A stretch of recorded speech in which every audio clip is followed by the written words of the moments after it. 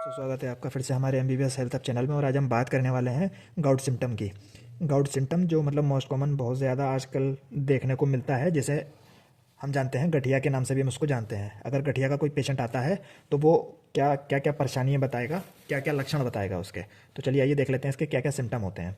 इसकी जो main site होती है वो होती है फूट जॉइंट, जैसे कि मेटाटार्सल फेरेंजियल जॉइंट हो गए। मोस्ट कॉमन आपका हो गया ग्रेट टोय, जैसे पैर का अंगूठा, या फिर आपका हो सकता है एंकल जॉइंट पेन उसमें रहेगा, जैसे टकने का जॉइंट होता है, पेन होता है उसमें बहुत ज़्यादा, जिसे हम टकने के नाम से भी जानते हैं। रिस्ट जॉइंट पेन होगा, जो ये हाथों की ये रिस्ट होता है, ये रिस्ट जॉइंट होता है, इसमें बहुत ज़्यादा स्वेल्स रहेगा और पेन भी होगा। और फिंगर पेन भी इसमें होता है और पिन्ना पेन भी होता है। पिन्ना मतलब जो कान का जॉइंट होता है, जो एयर में जॉइंट होता है उसमें।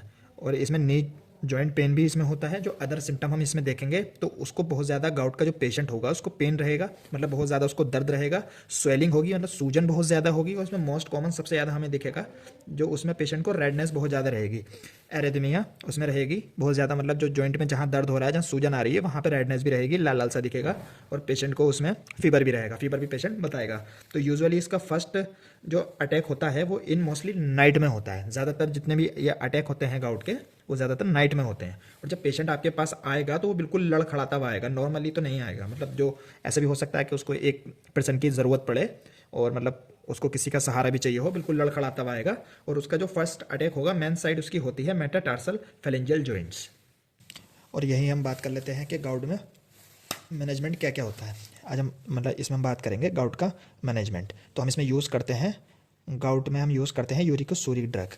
होता क्या है, जब लीवर से हमारा यूरिक एसिड प्रोड्यूस होता है या लीवर इससे प्यूरिन से हमारा यूरिक एसिड बनता है, तो ये ब्लड वेसल्स के द्वारा किडनी में जाता है। जब ये किडनी में जाता है तो किडनी क्या करती है, जो 90% होता है, 90% होता है, उसको रीएब्जॉर्ब कर लेती है यूरिक एसिड को, और 10% क्या करती है, एक्सक्रीट कर देती है बाय द यूरिन।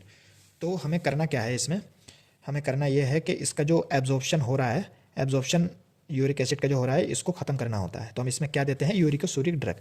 चलिए आइए देख लेते हैं यूरिकोसूरिक ड्रग हमारे पास कौन कौन सी होती हैं। तो यूरिकोसूरिक ड्रग हमारे पास होती है, पहली प्रोबेनेसिड होती है, और सल्फिन पायराजोन होती है, लेसिनुराद होती है।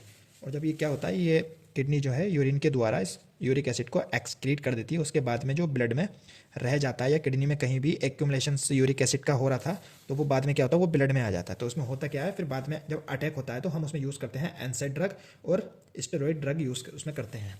ठीक है, चलिए आइए इसमें देख लेते हैं। अगर किसी पेशेंट को फर्स्ट अटैक हुआ है गाउट का, तो हम उसमें यूज़ करेंगे एनसाइड ड्रग्स। एनसाइड का मतलब होता है non steroidal anti inflammatory drugs. तो चलिए ये देख लेते हैं कौन कौन सी ड्रग्स होती है हमारे पास।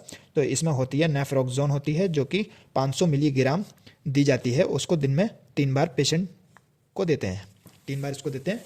और हमारे पास दूसरी होती है एंडोमेथोसिन, जो कि 50 मिलीग्राम, इसको भी दिन में 3 टाइम्स देते हैं। और आइब्यूप्रोफेन जो होती है वो हम कंटिन्यूसली देते हैं। और भी बहुत सारी ड्रग्स होती हैं जो कि पेन किलर्स होती हैं, एनसाइड ड्रग में आती हैं, जैसे डिक्लोफेनेक हो गया, एसिक्लोफेनेक होती है। तो और हम जो है गाउट के मैनेजमेंट में हम दूसरी ड्रग हम कौन सी दे सकते हैं, कोल्चिसिन दे सकते हैं। 6 मिलीग्राम हर घंटे के बाद में देते हैं। हम इसको क्यों देते हैं, क्योंकि जब तक टिल द अटैक सबसाइड, मतलब जो दर्द है जब तक इसका दर्द खत्म ना हो जाए पेशेंट का, तब तक हम इसको देते हैं।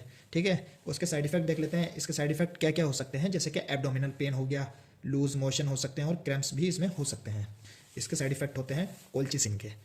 और ये जो है daily minimum 0.6 milligram per day इसको लेना चाहिए हर एक पेशेंट को, जो भी गाउट की जिसको भी समस्या है या प्रॉब्लम है उसको भी देना चाहिए।